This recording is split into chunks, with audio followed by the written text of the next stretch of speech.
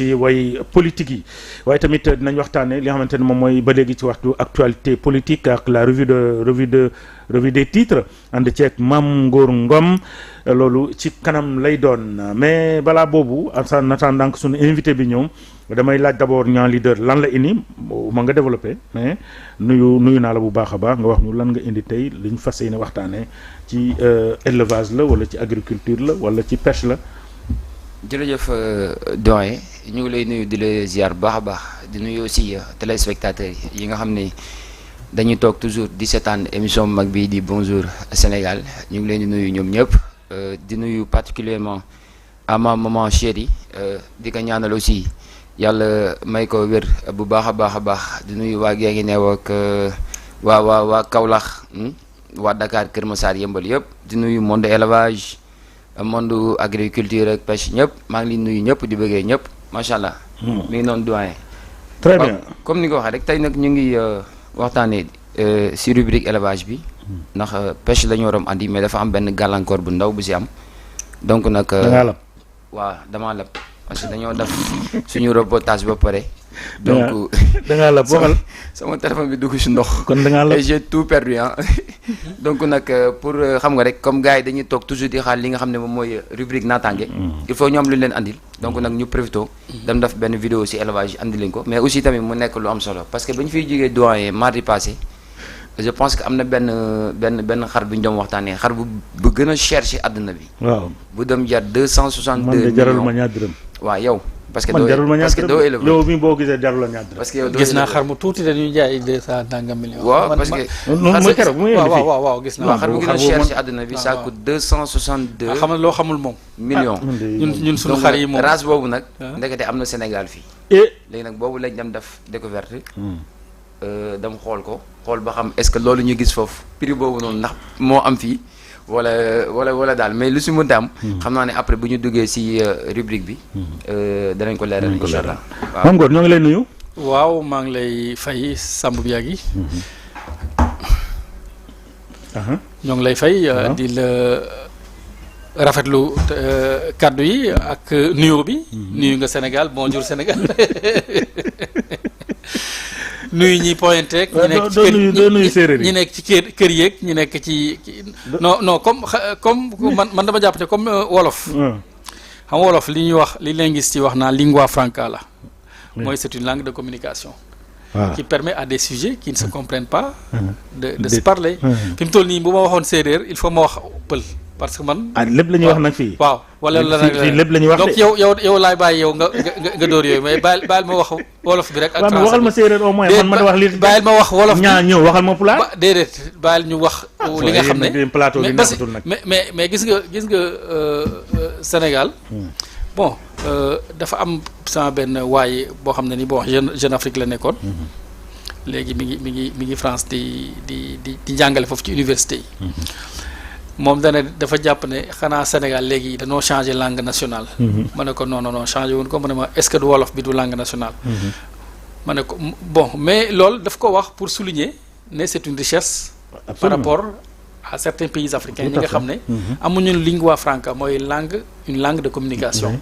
du caagi ne ñëpp ñuy wax wolof ay wolof la wala séeréer yi. exemple rek Macky Sall. C'est un Alpulaar. Il parle wolof. pour parler aux Sénégalais. Bassirou Diomaye Faye. boo waxee français ba pare wolof lay wax. donc c'est une langue boo xam ne nii ñun ñëpp dañ ciy retrouver wu. c'est une langue nationale waaw bon le wolof fait partie des langues nationales. on a plusieurs langues yoo xam ne nii des langues locales. mais le wolof fait partie des langues locales. et puis langue boo xam ne nii ñëpp dégg nañ ko. c'est une langue de communication. donc loolu c'est très important. donc ñoo ngi. nuyu ñëpp di ñuy Bawol am na ñoo xam ne dégguñu wolof. dégguñu séeréer bëri na kay. dégguñu est-ce que Bawol dégg nañ séeréer. non c'est que Bawol dafa am parti boo xam ne nit ay dégg nañ séeréer mais am na parti boo xam ne dégguñu séeréer. parce que boo demee. mooy seen parti mën déggoo. Bambey. séeréer ay ngoy affaire yooyu ay jëm ndondol am na ñu dégg am na ñu déggul mais suñ parti bi fu mel ni ay Kër Samba Kane Baba Garage Lambaye ñooñ moom am na séeréer yu déggul séeréer am na pël yu déggul pël aussi. waaw parce que Samba kan sax mais bon am na pël yoo xam ne aussi dégguñu du tout séeréer. dégguñu du tout pël quoi. nu mu tudd sëñ bi Haalpulaar waaye déggul pulaar. waaw gis nga Maam Bamba. Maam Bamba Haalpulaar déggul pulaar. waaw mi ngi mel ni aussi Maam Maodo tamit rek. moom tamit déggul pulaar déggul pulaar. bu ko déggee tamit waxuñu ko. ak ay ñi fi bàyyi. ñoom aussi kenn waxu ci olof la ñuy gën a utiliser quoi. donc Sénégal moo demee noonu ak ay complications. ak ay mbir yu bëri yoo xam ne nii mi ngi ci. mais suñu invité bi ñëw na. ci kanam tuuti xam naa ñu gën a xuus ci waxtaan wi. di nuyu Sénégal yëpp di nuyu. en tout cas da ngaa nangul wax nit ñi rek waaye Mame Ngor Ngom déggul séeréer. non man je suis séeréer. je suis séeréer et je waaw nu séeréer déggoo séeréer. ndax non yow loolu c'est élémentaire naa fi yow mexeme. dégg nga mën a mexeme. non loolu c'est foog leen séeréer si naa noonu pas. loolu c'est élémentaire. non c'est élémentaire.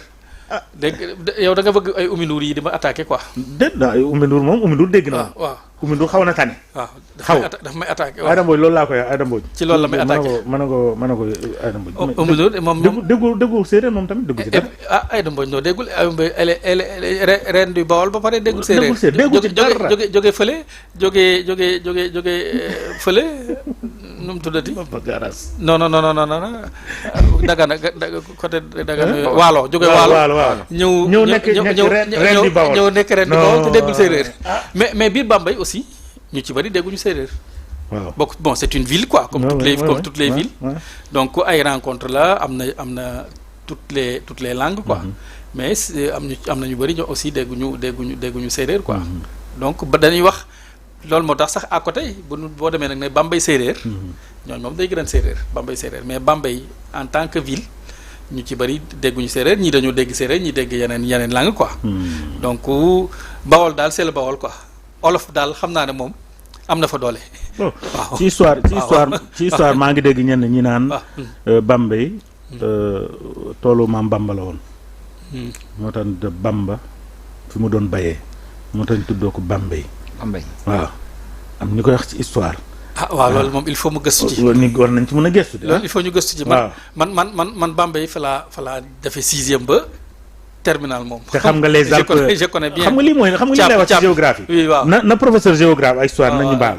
xam nga lii lay wax ci ñoom moo tax man sama meilleure note 2 la woon géographie parce que xam nga lu tax dañ lay jàngal les Alpes les îles Caraïbes ainsi de suite alors que yaa ngi ne xamoo Bambey. waaw c'est vrai de dëgg la de.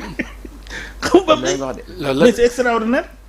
loolu la non ku la tegal États-Unis nga waay waaw loolu la nga wax ba wax capital yi ba capital tudd yëpp waaw loolu la te ñu ngi fii mënoo xam sa réew doy na waar alors ñu ngi leen di jaajëfal moom Mame Ngor dinañ ko retrouver léegi dans 6 minutes chrono ak li nga xamante ne moom mooy les actualités du jour Papis mon ami parce que ñu bëri loolu lañ la xamee waaw ça c'est vrai ça c'est vrai c'est mbaa si jàmm heureusement le nom qui me colle à la peau depuis ma tendre enfance. Mais ça va, c'est bon. Mais ça va. Papis Bathily. Ça veut dire le père de la maman ou le père du papa.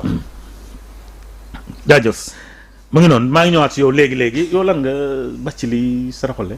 Oui. Saraxole à 1000%. À 1000%. Dégg nga. Oui, il y a les rudiments quoi. Vas-y, allez-y. Mais Karankombo, il a soukuni quoi. Akira Jam. Kadunko. Madjam. Akira Jam. Non, c'est Tuabou quoi. Saraxole bon, en fait, c'est des deux côtés de la rive sénégalaise. Entre Tiabou, Bakel, Moussala, au Mali. Le Balou aussi. Ouais, jusqu'au Fouta, parce qu'il y a les Bathily, c'est. Bon, j'ai lu le livre du professeur Bathily. Il parle un peu de ça. Tout à fait. Ses mémoires, quoi. Tout à fait. Les mémoires de Passion de la liberté. Tout à fait. Professeur Ablaye Bathily. Tout à fait. Très bien. Il s'appelle Ibrahima Bathily, dit Papis, cadre financier, auditeur interne, président de l'ADEPT, Alliance pour le développement, l'émergence, le patriotisme et l'éthique. Tout à fait. Merci d'être venu ce matin. Mais c'est moi qui vous remercie, mon ami et frère Biagui. Je salue Mame Gor Ngom. Mame Gor Ngom et Niang le leader. Monsieur Niang, leader. Et je salue par la même occasion tous vos téléspectateurs et je vous encourage pour cette chaîne que vous avez créée. Et j'espère que les discussions vont pouvoir apporter un plus pour ceux-là qui nous écoutent. Merci beaucoup. Notre langue nationale, c'est le Wolof. Mais le nom, quoi, le nom du parti, il y a patriotisme, il y a tout. Est-ce qu'il ne serait pas proche de Pastef patriotisme ou bien c'est... Il n'est pas loin de la maison. Enfin, c'est pas la propriété de Pastef, Oui, le je patriotisme. sais. Je pense que tout un Sénégalais, képp kuy Sénégalais, comme il me dit, il faut nous tous nous sommes des képp patriotes. kuy Sénégalais, bon voilà, quoi, nga xam ni dëkk bi moo la ñor. Bon, donc c'est juste une coïncidence, quoi. Ce sont les trucs. En tout cas, c'est pas un nom choisi gratuitement. Ok, c'est ça. C'est quelque chose en quoi on croit. Et pour ñun loolu dafa am solo ci dundu doomu aadama quoi. Surtout boo nekkee ci réew. nga war a défendre réew mi. li ci gën a am solo mooy nga nekk un patriote. Donc c'est vrai que depuis l'avènement du PASTEF, les gens ils ont commencé à donner toute l'importance que revêt cette terminologie-là. Mais je pense que c'est pas que uniquement le PASTEF, c'est la propriété de tous les Sénégalais qui veulent que le pays puisse... Exactement. Jaajëf Papis Bathily, ancien directeur général de la piscine olympique, il faut pas l'oublier aussi. Alors o fogole séeréer simnanum paax jam soom waay teg ma bañ a on doose ndik rek waaw dama lay nuyu rek on ndik jam soom o fogole séeréer simnanum paax jam soom ndik rek mbal do o fogole séeréer on ndik rek pakawunkol mbaningol mbal kontana bake ka fale al soma ndannaal bala télévision DTV a boole jubela Sédhiou fo pakaw bu ñu jógee fo dugg Kédougou mbokk jaaxanke yi al saxuma jaaxangol tanantawla xo santongol xata fo sare a sirman dantila xabbe xonton xa fale al saxuma ninna bu ñu jógee fo dugg Tambacounda sunu mbokk bambara yi mbanem bamana awni ciawni baraji ambaw fola kosobe soxma nina gaw fawya aw bala télévision DTV a bodema fele kantin bu ñu jógee foofu dugg Fuutankoɓe on calminama on jurama on beltanama jeen Podor Matam Wourossogui ndewen ɗon ha toon ganduɗa ko dande maayo ndendori ha Hamadi Hunare onon fof on mbiyama jan wiyetemo ɗon bu ñu jógee fof dugg ci sunu mbokk Fuladuyi Kolda naaɓe onon piw ono pinɗon mbar jam tan Tidiane Dabo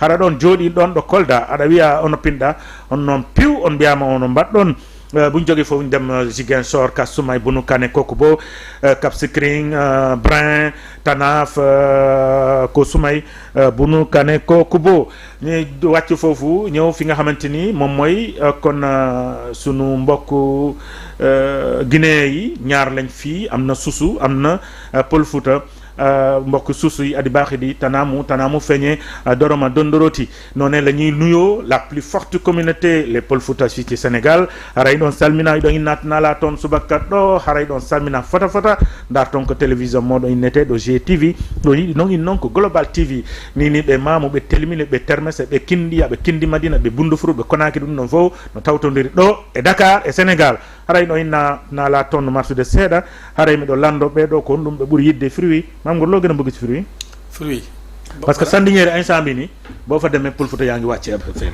yi dañoo bokk ci ñun mango bi xaaral bi information la mango waaw mooy période bi instant bi ban mango nga ci taamu mango kel taamu bu ñor bi bu ñu mucc enfin boobu xaw ma ko quoi man sump la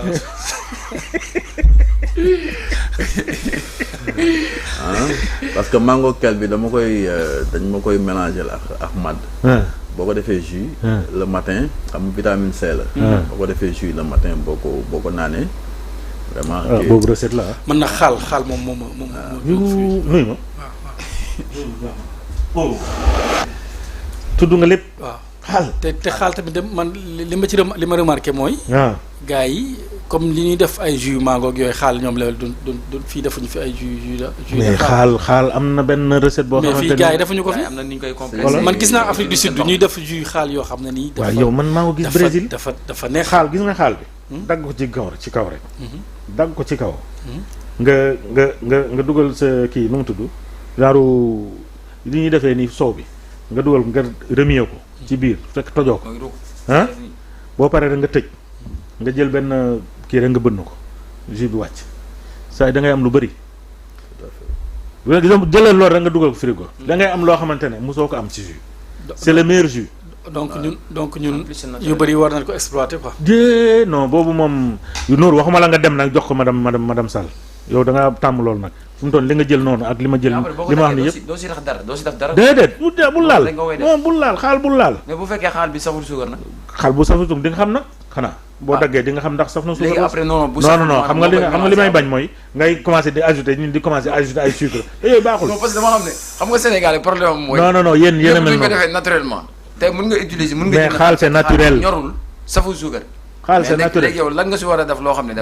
ni nga def boo ko xaree ñorul nga bàyyi ko boo ko xaree ñorul bàyyi nga dem uti bu waaw waaye bu fa nekk naan di ajouter ay suukar ak ay loolu yàq la loolu am na leneen lu ñu si mën a def ñu bëgg nañu yomb de non am na leneen lu ñu si mën a def yaa ngi nii boo jëndee màdd bu saful suukar da nga si def suukar daf si xorom des fois nga def si balaa ñuy dem actualité Mamour balaa ñuy dem actualité yow fa dëkk Bambey waaw kër Sambakan yow fa dëkk gën ngi néew gën gi néew yéen seen néew gënul kenn yow Badji foo dëkk. mais moi je vous héberge dans ma commune. Mamour kilomètre zéro fu mu ne jox ma kilomètre zéro ah. ban dëkk la. ah non kilomètre zéro fan la commencé ci Sénégal ci Dakar bii kilomètre zéro fu mu nekk Sénégal. loolu de xanaa booy Dakar yi ñoo ko xam. kilomètre zéro fu mu nekk. si Dakar wala Sénégal. Sénégal kilomètre zéro xam nga dañuy naan kilomètre 5 kilomètres. fii dañuy naan Dakar gin gi new ñaata kilomètres. fu mu commencé fan la. mais bii nag dañoo def Dakar zéro. moom laa la wax foofu la commencé. bu ñu waxee national 1. waaw fii la commencé. fii zéro bii boo ne Tamba Dakar 400 kilomètres. zéro fii la commencé. lii fan la nekk nii. waaw kay moom question mooy sama question. laaj naa la. lii xanaa normalement. fii la war a nekk GTV oh non pourtant chaque jour ngeen romb ko. chaque jour ngeen romb ko. Mamour jox ma mu ngi nii fii fana. fii place de l'indépendance. waaw fana. ouais c'est la place de l'indépendance. la place de l'indépendance wetu restaurant l'Impérial. juste booy génn place de l'indépendance di jublu. ville de mairie de Dakar. yaa ngi gis image yi nga naan xam nga ko. donc kilomètre zéro fii la commencé. pour votre information. donc kilomètre zéro mu ngi commencé boo génnee place de l'indépendance rek nga jublu. mairie de Dakar à ta gauche il y a un restaurant qui s'appelle Impérial. Donc kilomètre zéro foofu la commencé. donc fépp foo nekk nga ne Dakar nangam 12 kilomètres la xamal ne fii la commencé. donc boo ne 12 kilomètres ça veut dire que génnoo Dakar. boo ne 30 kilomètres génnoo Dakar parce que diggante place de l'Indépendance ak Pikine ëpp na tuutee ko desee am nekk 12 kilomètres. kon fii la commencé. alors dañu dem ci beneen. jox ma beneen non jox ma beneen waaw Mamour yow nag gis nga yow da nga war a naan fonde fii fan fii fan la le building. ah très bien c'est le building administratif. fii moom bi moom mën a xam moom. voilà bii c'est le building administratif xam nga nu mu bindoo la. parce que phase bi ñu bëri xamuñu phase bi ñu bëri dañu xam ñëw taxaw seetaan xool ko. romb mais bii mooy phase bi tali bële. moom mooy dem rejoindre l'avenue de l'avenue de la République beneen bi mooy jaar buntu palais jox ma beneen donc c'est le building administratif fii fana ça c'est le terre. lii moom terre bi la moom. terre la mais fan. du côté Yarax. déedéet fana yéen tamit. non c'est comment ça s'appelle musée des civilisations. Comment ça s'appelle encore monument le grand théâtre. Grand la gare quoi. Voilà la gare du terre. Gare du terre donc bi mooy terminus. Tout à fait. Terre bi ci ginnaaw kii Dupont ak kii fa lañ nekk monument Dupont. Demba et Dupont moo nekk fii donc tali bële moom moo jëm Yara bële moom moo jaar buntu grand théâtre ak fan le malheur rek mooy fii waroon na gën a am ay garab quoi. dans le projet c'est ça pourtant ci projet bi loolu moo ci nekk mais malheureusement peut-être nañ ko def ci maquette bi da ngay gis ne parce que lii moom c'est trop sec quoi. voilà mu ngi noonu ayca jox ma beneen fii fan la ñaaw dafa nag ñaaw fii fan la waaw fii moom place de l'indépendance. waaw yow man doo may ñaam. ñaa xam na li parce que boo gisee ki jógee gin gi noonu laa bëggoon. non bi yàgg nañ di fi ñëw 31 décembre aussi. boo gisee ministère bi ne la ministère affaires étrangères. waaw ministère affaires étrangères moo nekk ne. sous-préfecture moo nekk ne le. immeuble Air France. lii moom kañ nañ ko filmé woon nii. film bi kañ la. bon film bi xaw na yàgg tuuti parce que place de l'indépendance changé na. En tout cas la première photo c'était en 2019. waaw la première photo. Dakar 0 kilomètre. waaw c'était en 2019 waaw maintenant bii am na changement bëri bu am fii à la place de l'indépendance. Aïcha jox ma beneen fii fan la. Sandaga la xam na Sandaga gis nga. xam na. boo yëpp a xam Sandaga mais fan la Sandaga. lii de ci rond-point bi la rek. ok rond-point Sandaga c'est ça la bonne réponse rond-point Sandaga merci beaucoup Mamour donc c'était un peu pour découvrir quelques localités de Dakar pour ñi nga xamante ni jógee Kër Samba Kane xamuñu Dakar. ñu jógee Yëmbal ñu jógee Yëmbal xamuñu ñi nga xamante ne Dakar lañ dëkk te moomuñu Dakar. ñoom bàcc léegi ñooñu. waaw léegi néew dañoo miin Dakar de. waaw baax na ak ñoo xam Dakar. Alors merci beaucoup alors on va passer donc aux 6 minutes chrono, l'actualité nationale et internationale, mais aujourd'hui on va parler de l'actualité nationale. Mame Ngor, alors la première actualité, grève dans les collectivités territoriales. Aminata Mbengue Ndiaye appelle à donner la chance au dialogue mu ngi woote dialogue pour que véritablement grève collectivité territoriale ñu mën ci waxtaane. waaw lu doy waar la. ndax dafa yàgg. grève bi tar na li ñuy grève aussi boo xoolee seen plateforme bi revendication yu légitime la. loo xam ñëpp xam nañ ko c'est que collectivité locale yi Papis du ma démentir. dafa am solo cim réew. Absolument. mais ñi ciy liggéey j'ai l'impression que ci impression boobu moom c'est largement partagé. joxuñu leen gëdd gi ñu leen war a jox. Tout à fait. par rapport aux autres fonctionnaires de l'État wala ñi nga xam ne dañuy liggéey ci biir dëkk bi di fi tekki di dem ak ñëw parce que ñoom li ñuy daj aussi dafa metti. Tout à fait. am na lu ci bëri ñoo koy def te mënoo wax sax développement nag te waxoo local. mënoo même si c'est la haute administration et tout. mais collectivités territoriales yi il faut ñu gën leen a jox cër gën leen a jox gëdd.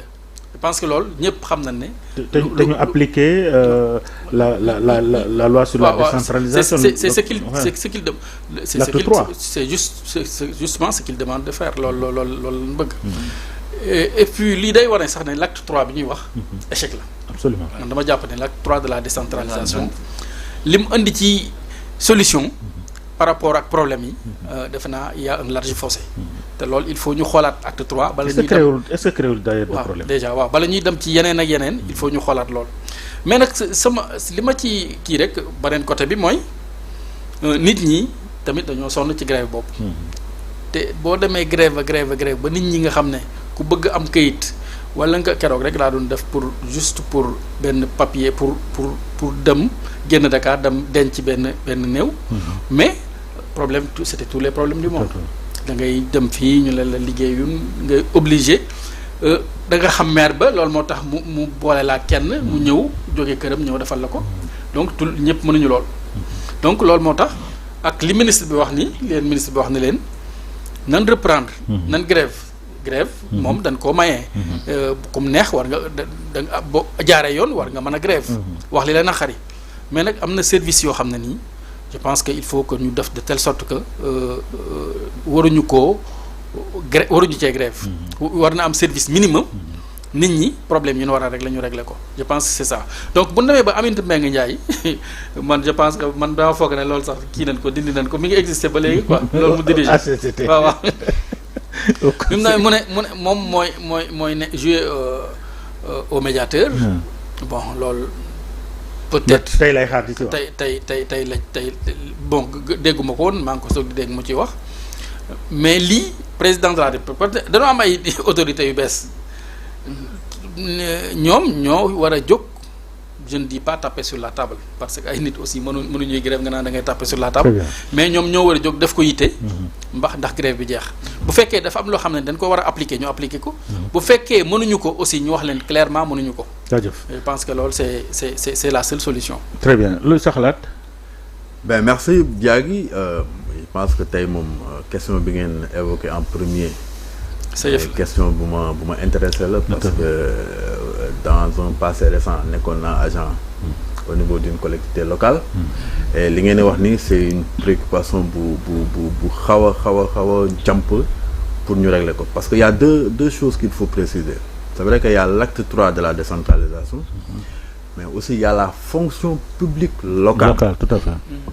grève bi dans la plateforme revendicative li fi gën a am solo c'est l'application de la fonction publique locale parce que loolu mooy permettre à ce que disparité salariale yi am au niveau de la fonction publique de l'État et de la fonction publique locale ñu mën ko résorber parce que agent yi duma la ko jàngal parce que yow vraiment ku yàgg a jege collectivité locale nga donc li ma ci xam moom nga ci xam yow xam nga ne agents municipaux yi vraiment pour ne pas dire qu'il tire le diable par la queue parfois il est difficile de trouver même la queue du diable pour la tirer c'est extrêmement difficile et je parle parce que à l'origine bon peut-être que c'est une casquette boo xam ñu bëri xamuñu ko ci man parce que à l'origine à la création j'étais le secrétaire administratif du Sutracol donc bi ma nekkee au niveau d'une collectivité locale donc gis naa difficulté yi nga xamante ne moom la agent municipaux yi doon di dund te dañ koy dund ba léegi à part quelques fonctions managériales des fonctions des hautes fonctions au sein d'une collectivité locale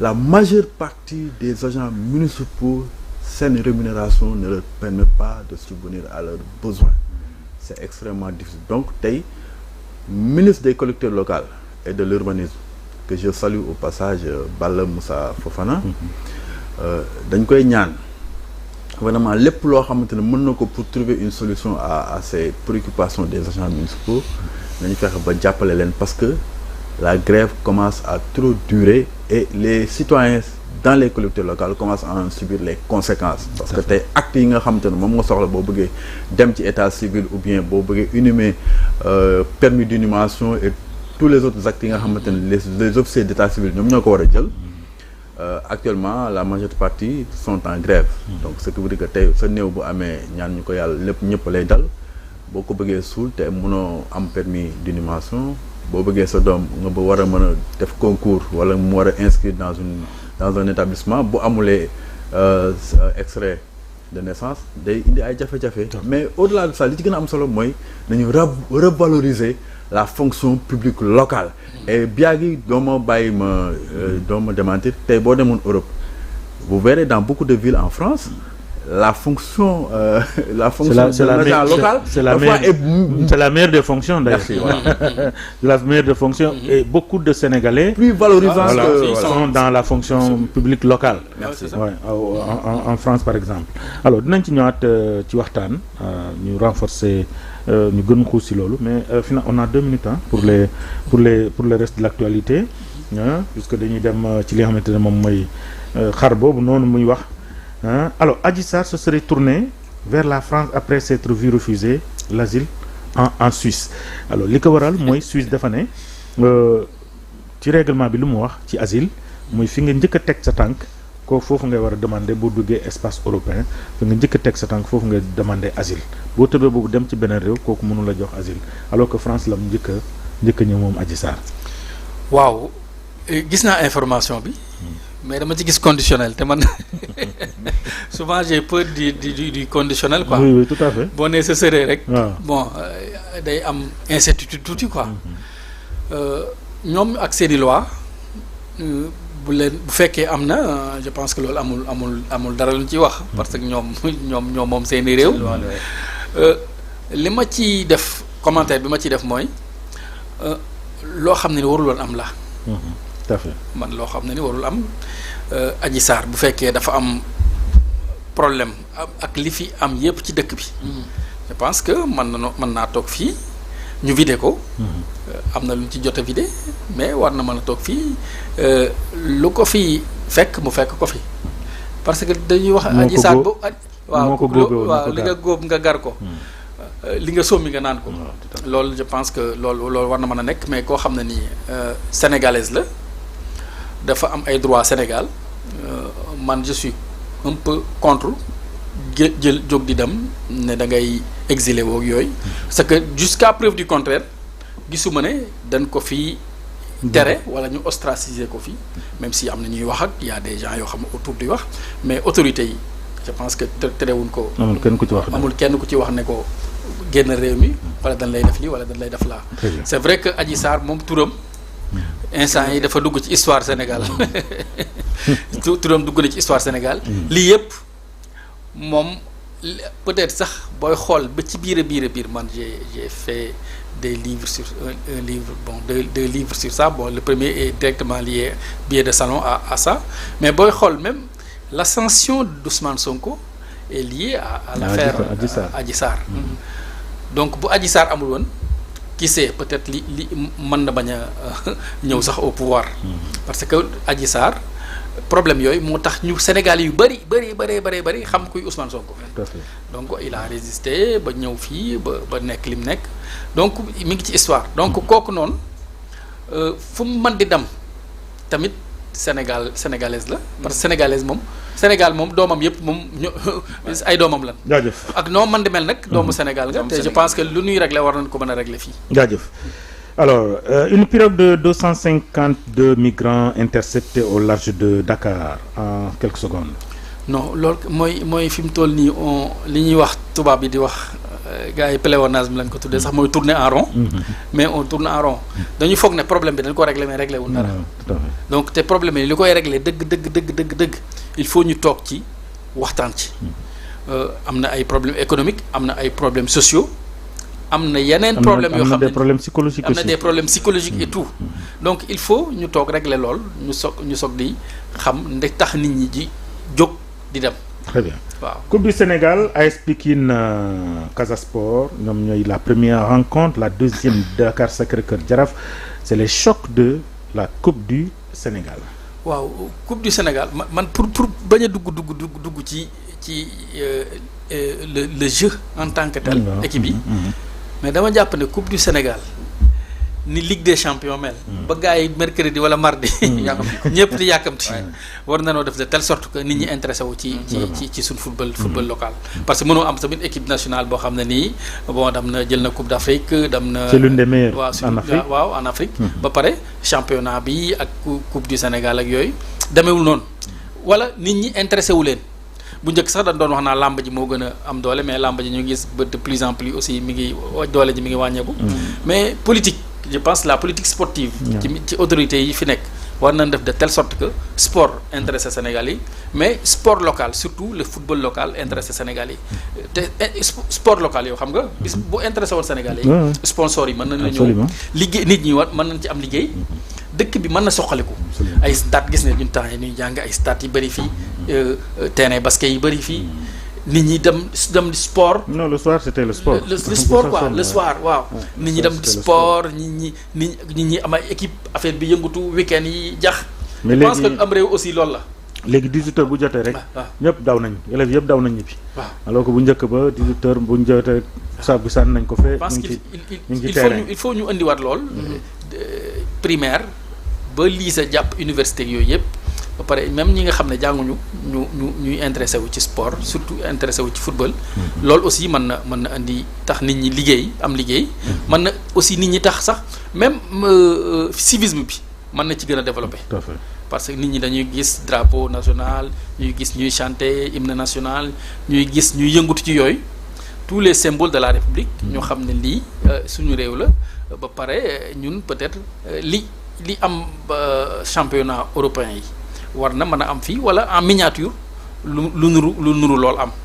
mais tant que ñoo ngi toog di xaar rek fële tey suba sama doom mi ngi naan mooy kii la bëgg. kii Real waaw Real. équipe mag bi waaw l'équipe de Dieu. waaw c'est l'équipe de Dieu. le Real c'est l'équipe de Dieu. mais war na wax mayo jaraaf wala mayo. jaraaf na am na ay mayo rafet nag. waaw su jaraaf mayo jaraaf am na mayo rafet moo dàq mayo Real. sa benn copain équipe bu Layeen la koy woowee Real équipe bu Layeen. alors ñu dem ci revue des titres très rapidement puisque vraiment temps bi xoj nañu am na lu ñu war a waxtaani fii alors l'info ñu dem Mamour ñu doore ko ak l'info ñu wax ci ñu demal benn ñaar ñett ñeent l'info li mu indi tey ñu xam ko dem ci yeneen journaux yi très rapidement il est 9h50 war nañ waxtaane élevage war nañ waxtaane Ibrahima Bathily ci li nga xamante ne moom mooy Papis waxtaane moom parce que am na ponk yu am solo yu ñu war a waxtaan ak moom ci lu jëm ci wàllu li nga xamante ne moom mooy actualité nationale ñu ànd ci ak Mame Ngor Ngom